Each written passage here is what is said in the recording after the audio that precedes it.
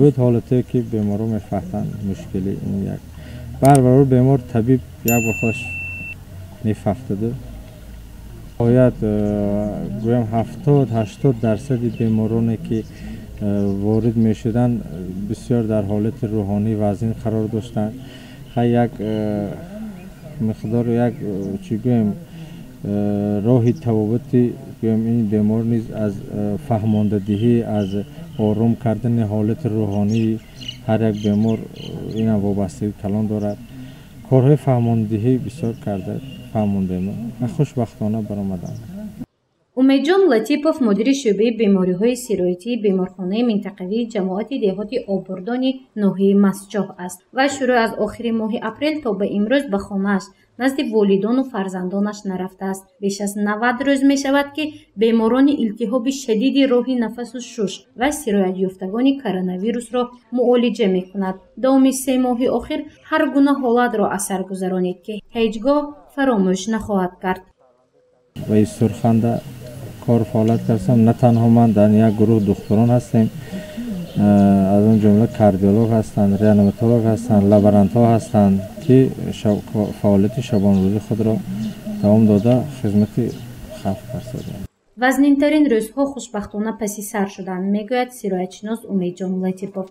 امروز در شعبه سیرایتی بیمارخانه منطقوی جماعت دهات آبردان تنها 1 نفر همچون بیمار طبابت میگیرد. وضع سلامتی او را دکتران خوب ارزیابی میکنند. از 30 اپریل تا به امروز 96 نفر ساکنان ناحیه مسجح با حرارت بلند بدن و نفس‌تنگی به این شعبه مراجعت نموده طبابت گرفتند. وضع سلامتی 94 نفری آنها دوباره برقرار شده صحت گشتند، اما 4 حالت فوت نیز به قید گرفته شده است.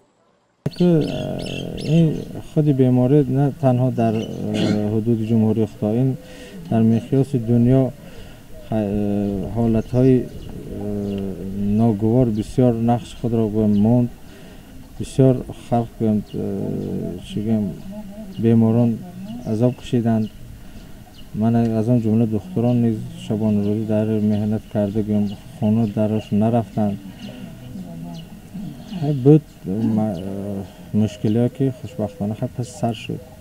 جماعت دهات آبردان بیش از 50,000 اهالی دارد. برای خدمت رسانی آنها دکتران در بیمارخانه دهات فعالیت میبرند. در بیمارخانه 8 شعبه 135 کادر موجود می باشد که برای مراجعت کنندگان بسندگی می کنند، میگوید متخصصان ساحه تندرستی این منطقه. شماره دکتران بیش از 100 نفر را تشکیل می دهند. عصبی بیمارخانه منطقوی آبردان که برای یاری از دیگر دولت‌های خارجی دوام 14 روز کرانتین در بیمارخانه در شعبه عصب نگاه داشته. بعد از نگاه بینید حرارت، تسب و فشار خون حالتی بیمار رو دیده. بعد از 14 روز همشون رو جواب میتن.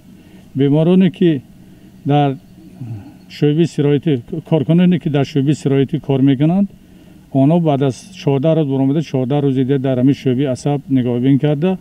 بعد از که حالتاشون خوب باشد و به کار فعالیت کرده ایستادند.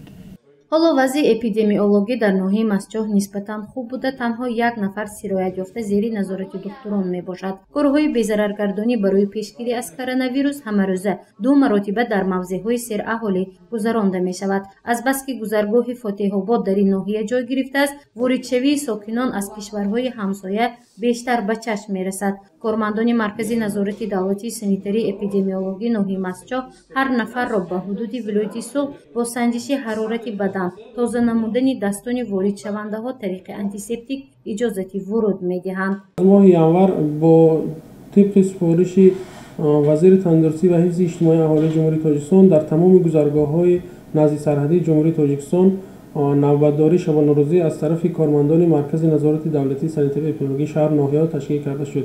از آن جمله در ناحیه مسجح که امروز گذرگاه که فاتح آباد اینجا قرار دارد، از طرف مرکز نظارت دولتی سانیتری اپیدمیولوژی ناحیه نوبتداری از طرف کارمندان تشکیل کرده شده است تا به امروز فعالیت دارد.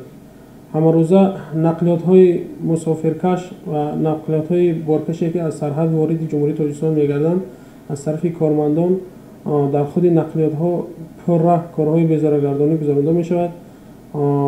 خود رانندگان از معاینه طبی гузаронда баъд вориди ҷумҳурии тоҷикистон мегарданд. шаҳрвандое ки аз дигар кишварҳо вориди ҷумҳурии тоҷикистон мешаванд ба муддати 14 шабонарӯз ба карантин қарор дода сипас онҳоро аз беморхона ҷавоб медиҳанд.